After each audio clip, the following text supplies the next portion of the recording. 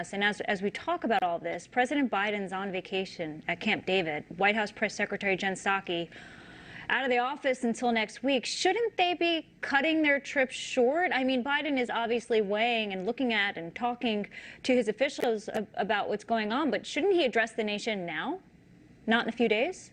Yeah, there's no, of course, and we saw that Jake Sullivan, the national security advisor for Biden, came out saying that maybe it'll take a few days before he addresses this issue of Afghanistan.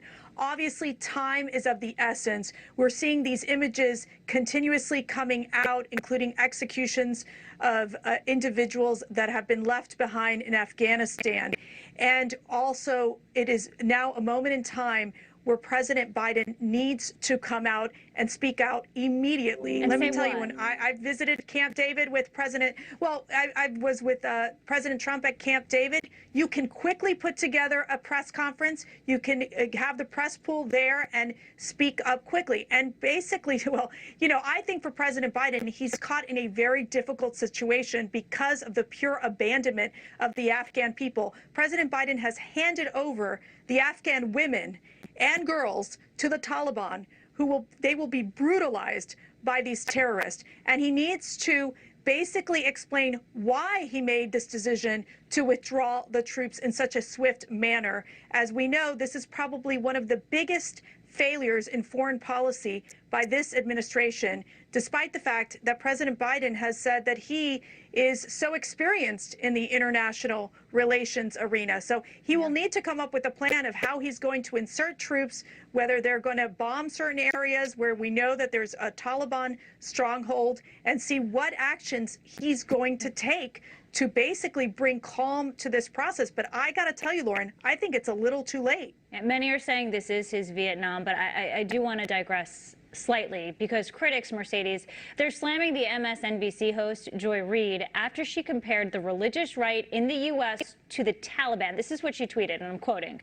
"This is the real-life Handmaid's Tale, a true cautionary tale for the U.S., which has our own far religious right dreaming of a theocracy that would impose a particular brand of Christianity, drive women from the workforce and solely into childbirth, and control all politics." What do you say to Joy Reid about that, Mercedes?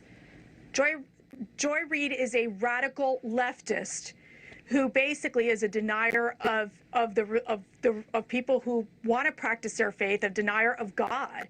Like, that is a complete insult to the men and women who worship freely in America, to the men and women who believe that their religion and their Christianity is so important to help ensure that we have a peaceful nation, a peaceful society, raising their children. You know, so for me, I think it's so insulting. It's so horrific what she spews and trying to attack the religious right and comparing them to the Taliban. The Taliban that force marriages, get these girls and make them sex slaves. It is an outrage, and she should come out and apologize.